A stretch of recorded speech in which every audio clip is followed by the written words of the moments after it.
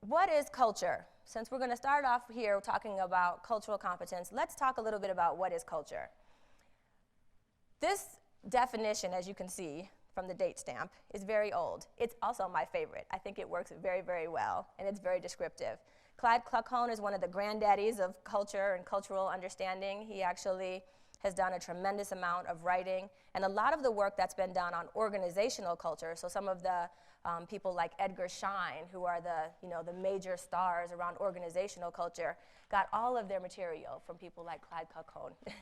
So the sum total of shared values, beliefs, meanings, symbols, attitudes, languages, patterns of thought and expression, products, artifacts, aesthetic standards, and styles of communication, all of which have been created by a group of people, which have been transmitted, learned, and internalized. You can tell the words that I prefer because I underline them and that I think are the most important.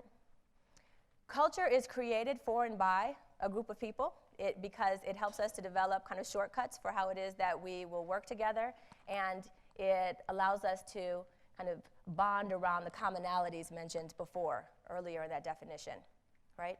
So a long time ago, when culture started to be created, we started to create culture so we would understand who is us and who is them. The reason that culture existed is so that we could discriminate, right? The goal was to discriminate. This is us and this is them. This is our stuff, that's your stuff. These are our family, that's your family. This is our physical space, territory, that's your physical space, territory. Culture served a great purpose. It helped us to discriminate. The tricky part is we still use it to discriminate quite a lot. and now we have shifted our thinking a little bit, and we still discriminate. It's in human nature. But all discrimination isn't necessarily bad, but we actually overplay that card sometimes, right? And so the tricky part about culture is that we transmit culture. How? Give me some examples. How do we transmit culture? Art. Storytelling. Literature. I'm just repeating because I'm mic'd because we're taping. Family practices. Religion.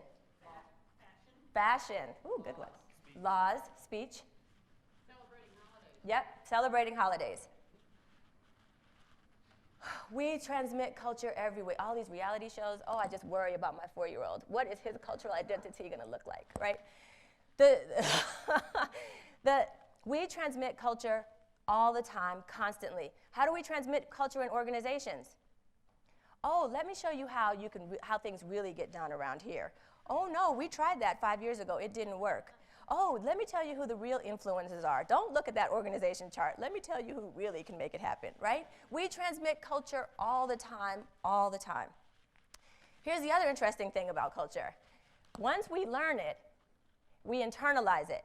And we internalize it so that we believe that culture is truth with a capital T. It's the way culture works. So I'm not saying this in a judgmental way.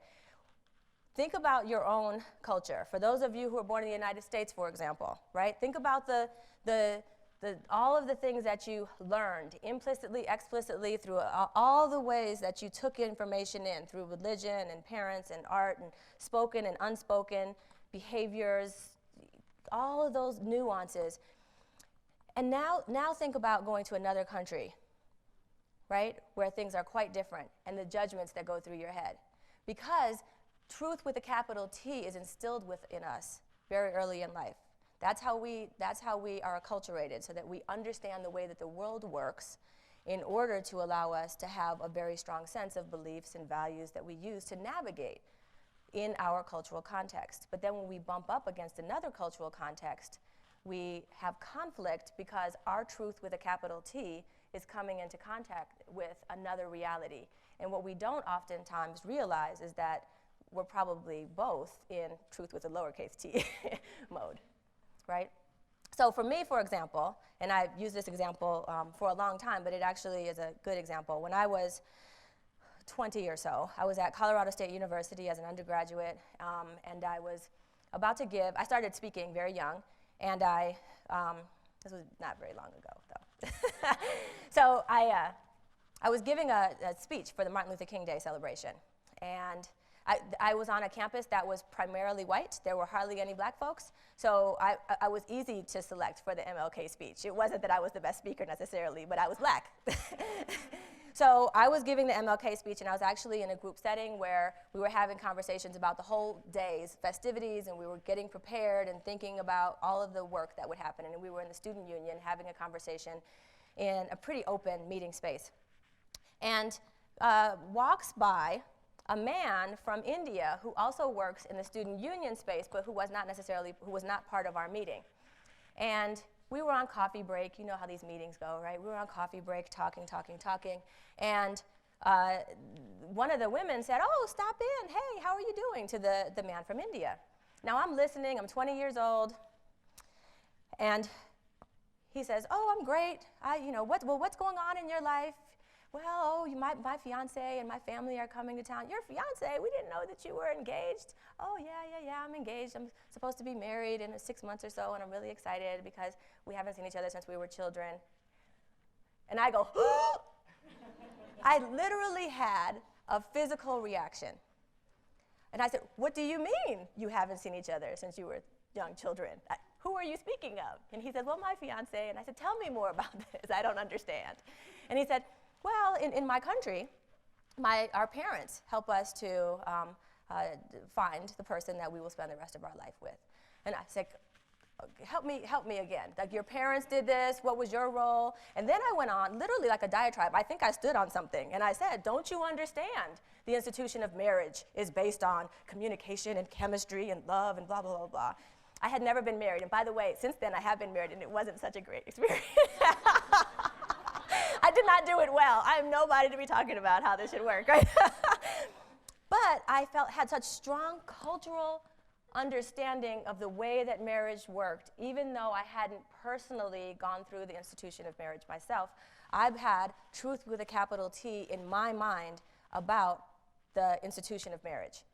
This person, bless his heart, was wonderful, and he let me rant and rave, and then he said to me, "Well, that's one way of thinking about it," very calmly. And he said, "But in my culture, think about it. Who better understands the institution of marriage than my parents, who have been married for more than 40 years? Who loves me more and wants me to be happy and in a fulfilling partnership with another person more than do our parents? Who knows my strengths and weaknesses and what would complement me better than do my parents?" Perfectly rational, absolutely wonderful responses. And it made perfectly good sense to me at the time, but it did not stop me from arguing with him a little bit more, because I had so deeply internalized the institution of marriage in my head as part of my own cultural assumptions.